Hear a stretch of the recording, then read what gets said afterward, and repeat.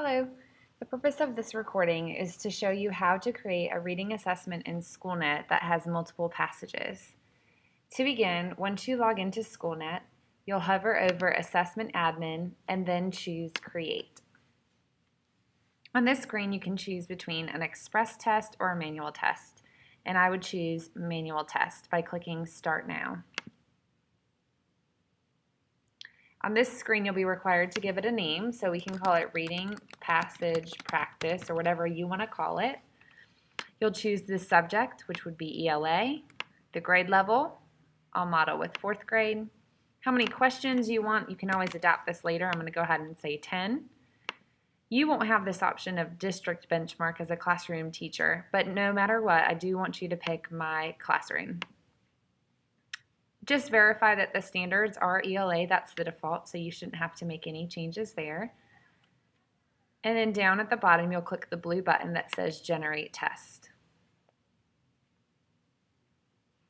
Now this screen comes up asking what you want your 10 questions to be. You could type them in yourself, or we can search for them in Item Central. So click on this button that says From Item Central. Your default will be to this Items tab, but I encourage you to search by passage. So click the Passages tab.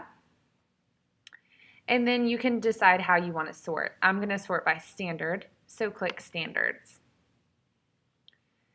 4th grade, we're going to look at some reading standards, specifically reading information. So I'm going to use these plus signs to expand the boxes. So I'm looking for reading information, Standard 1, which is going to be under Key Ideas and Details. And you can look at the standard here, but just make sure you place a check mark next to the specific standards that you want to assess. I'm going to add 3 standards, RI 1, 7, and 8. Just to model, you can use multiple standards. Just make sure that there's a check mark next to the specific standards that you want to assess. Once you've done that, you can click the blue box at the top that says View Results.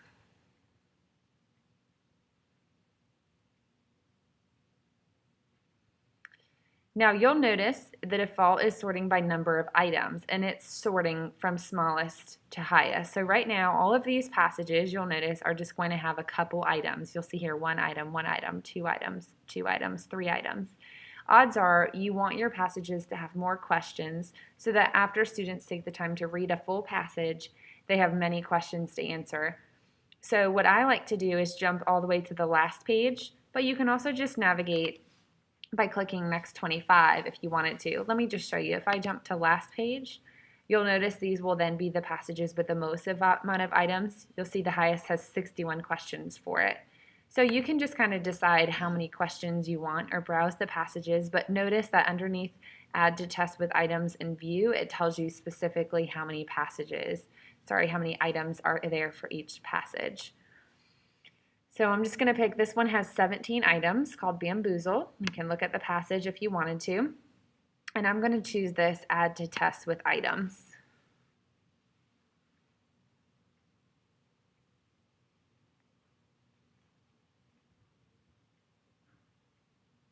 It does take just a little bit to load. You'll see that some passages have an error message. I'm going to show you how to work with those later, but there are 9 questions that didn't load in correctly that I'm going to have to go back and change, but I'll show you how to do that in a minute. For now, I want to show you how to add a second passage, because right now when you scroll down, you'll see here's the passage Bamboozled, and then I have questions 10 through 26. And if I didn't want all of these questions, I could delete specific questions if I wanted to, remove from test. I'm going to leave those questions there and show you how to add a second passage. So back at the top, underneath Test Content, you'll see it says Add Item. So I'm going to select Add Item, and again, we're going to pull it from Item Central. So Add Item from Item Central. This takes us back to the same screen. I'm not going to change the standards at all, so I'm going to leave that as is and click View Results. It's going to bring me back to the same screen that we saw before, where you can choose the passages. This time I'm going to just go to the next page and choose one with a few less items. So let's scroll down here, and you'll see, for example, here is one. Let me see what's at the bottom. Okay, here's one. We'll do the meal My Plate. It has 5 items. You can take a look at it. If you're happy with it, you just check it off And then at the very top, you'll see add passages with items to test. Notice there was just a little checkbox. You check on or off on this screen. So you click add passages with items to test. And this is where it's going to ask you which test do you want to add it to. Down here are the tests that I've been working on for me. I could search for a test if I wanted to. If I knew like it was called reading passage, it had that in the title, I could search for it because this is a test that I have made. Or you could just search for it down in the bottom. It's up to you, but you'll just want to remember what you called it as you were first choosing a passage. And I want to add it to a test I'm already in the process of creating. So I just searched up here. The title I knew had reading passage in it, and I hit search, go, and it found it. So this is the test I want to add it to.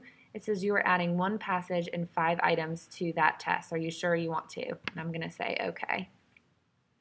So that's the catch, is when you add multiple passages, you'll just get taken to this screen where you have to select which test you want to add it to. Now keep in mind with that first passage, for some reason there's just a couple questions with errors, and you have to delete those. And this is a little bit tedious and time consuming, but for the ones that load in blank, you do have to click on actions and then choose the word delete. It takes a couple seconds for each one, so this will take just a minute.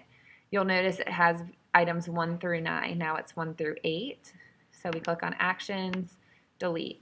You could do this whether the question has an error or whether the question is just one that you don't want to use. Okay, we're down to 7 questions that I need to delete for whatever reason they have an error in them. So I'm deleting that one.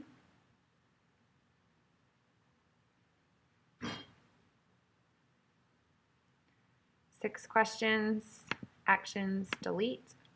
You will see while that's deleting down at the bottom, I have bamboozled, and then at the very bottom, if I get there before it reloads, you'll see my plate. So this does have a couple passages. If you wanted to add more than 2 passages, you would click the same Add Item button and then choose from Item Central, just like we did before. Again, I apologize for these empty items. It happens on a few. I'm not sure if it's just a bug with the questions or what, but I know that all we have to do is delete them. So I'm going to take the time real quick to delete these questions. I have 4 left to delete, and then I'll show you how we go ahead and schedule it and get the code.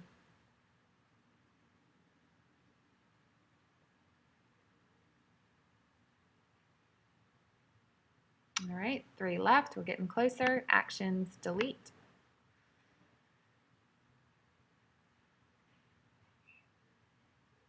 You'll notice at the top it says you have to resolve these issues before continuing, so you actually can't even click ready to schedule until you delete these.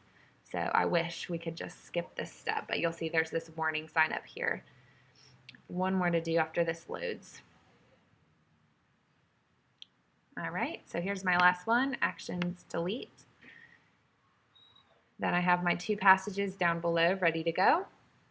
Even though I selected 10 questions, right now I actually have 10 questions. I think it was like 17 from bamboozled. Let's take a look. 17 from bamboozled, and then my plate are questions 18 through 22. So now you'll notice this button is available because I've deleted those empty questions. So I'm going to go ahead and click ready to schedule, and it says, are you sure you're ready? You can't make any changes once you do. I'm going to say yes, I'm ready to proceed by clicking the OK button.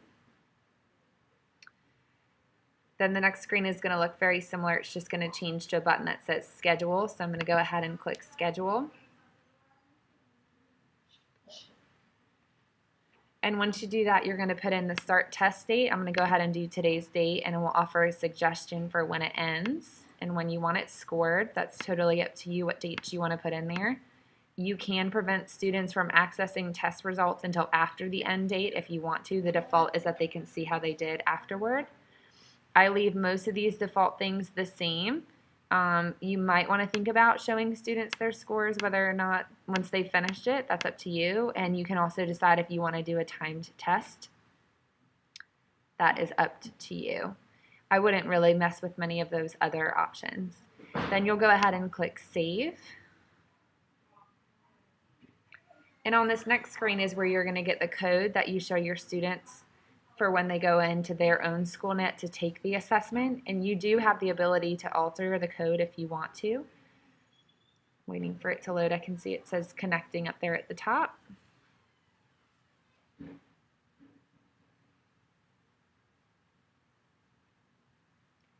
While it's loading, I see this says scramble answer choices, scramble question order. That would not be a good idea to do with the reading passages because you want to keep the passages and their corresponding questions in order. So you'll definitely want to leave that as is. Okay, this looks good. And it's ready to go. So it says that it's in progress.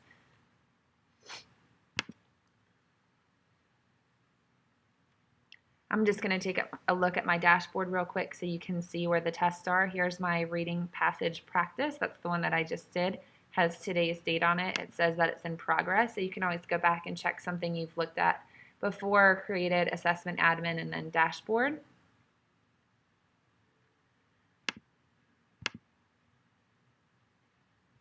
And you can see the scheduled information here with the date and when the scoring ends. You can always edit that if you wanted to.